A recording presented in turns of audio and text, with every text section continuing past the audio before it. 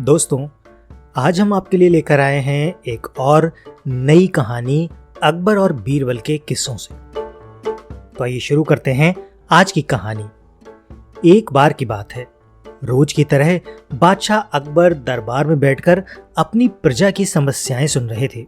सभी लोग अपनी अपनी समस्याएं लेकर बादशाह के सामने हाजिर हो रहे थे और तभी राघव व केशव नाम के दो पड़ोसी अपनी समस्या लेकर दरबार में आए। इन दोनों की समस्या की जड़ थी इन दोनों के घर के बीच मौजूद फलों से लबालब भरा आम का पेड़। मामला आम के पेड़ के मालिकाना हक को लेकर था। राघव कह रहा था कि पेड़ उसका है और केशव झूठ बोल रहा है। वहीं केशव का कहना था कि वो पेड़ का असली मालिक है और राघव झूठ बोल रहा है। पेड़ एक और मालिक दो का मामला बहुत उलझा हुआ था और दोनों में से कोई भी हार मानने को तैयार नहीं था। दोनों पक्षों की बातें सुनकर और सोच विचार करने के बाद बादशाह अकबर ने यह मामला अपने नवरत्नों में से एक बीरबल को सौंपा। मामले को सुलझाने और सच्चाई का पता लगाने के लिए बीरबल ने एक नाटक रचा। उसी शाम बीरबल ने दो सिपाहियों से कहा कि वे राघव के घर जाएं और कहें कि उसके आम के पेड़ से आम चोरी हो रहे हैं।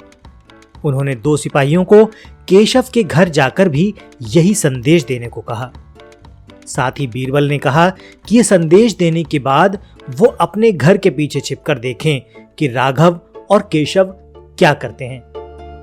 बीरबल ने यह भी कहा कि राघव और केशव को पता नहीं लगना चाहिए कि तुम उनके घर आम की चोरी की सूचना देकर जा रहे हो।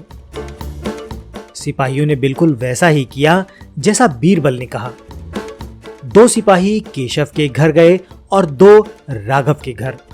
जब वो वहां पहुंचे तो उन्हें पता चला कि राघव और केशव दोनों ही घर में नहीं थे। तो सिपाहियों ने उनकी पत्नियों को यह संदेश दे दिया। जब केशव घर पहुंचा तो उसकी पत्नी ने उसे आम की चोरी की सूचना दी। ये सुनकर केशव ने कहा, अरे भाग्यवान, खाना तो खिला दो, आम के चक्कर में क्या भूखा बैठा रहूं? और कौन सा वो पेड़ मेरा अपना है? चोरी हो रही है तो होने दो, सुबह देखेंगे। ये कहकर वो आराम से बैठकर खाना खाने लगा। वहीं जब राघव घर आया और उसकी पत्नी ने यह बात उसे बताई तो वो उल्टे पैर पेड़ की तरफ दौड़ा। उसकी पत्नी ने पीछे से आवाज लगाई, अरे खाना तो खा लीजिए। जिस पर राघव ने कहा, खाना तो सुबह भी खा सकता हूं, लेकिन अगर आज आम चोरी हो गए तो मेरे पूरे साल की मेहनत पर पानी फिर जाएगा। सिपाहियों ने दोनों के घर के बाहर छिपकर यह सारा नजारा देखा और वापस दरबार जाकर बीरबल को सारी बात बता दी। अगली सुबह दोनों फिर से दरबार में हाजिर हुए।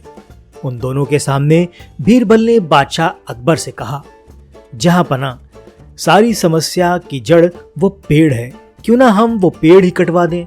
न रहेगा बांस और न बजेगी बांसुरी। बादशाह अकबर ने इस बारे में राघव और केशव से पूछा। इस बारे में आप दोनों का क्या ख्याल है? इस पर केशव ने कहा, हुजूर, आपकी हुकूमत है, आप जैसा कहेंगे मैं चुपचाप स्वीकार कर लूंगा।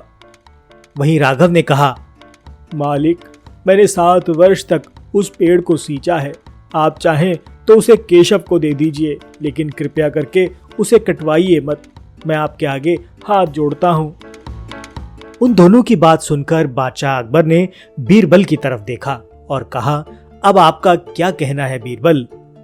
इसके बाद बीरबल ने बादशाह को बीती रात का पूरा किस्सा सुनाया और मुस्कुराते हुए कहा, हुजूर, पेड़ एक और मालिक दो, ऐसा कैसे हो सकता है? कल रात हुई घटना और आज हुई इस बात के बाद ये साबित हो चुका है कि राघव ही पेड़ का असली मालिक है और केशव झूठ बोल रहा है। ये सुनकर बादशाह ने बीरबल को शाबाशी दी और अपने हक के खातिर लड़ने के लिए राघव को बधाई दी और चोरी करने व झूठ बोलने के लिए केशव को जेल में बंद करने का आदेश दे दिया। तो दोस्तों, ये थी आज की कहानी। इस कहानी से हमें ये शिक्षा मिलती है कि परिश्रम किए बिना छल से किसी और की चीज चुराने का अंजाम बहुत बुरा होता है। ऐसे ही मज़ेदार वीडियो देखने के लिए हमारे चैनल को सब्सक्राइब कीजिए और बेल आइकन को क्लिक करना मत भूलिए। तो मिलते हैं ऐसे ही किसी मज़ेदार वीडियो में, तब तक के लिए बाय बाय।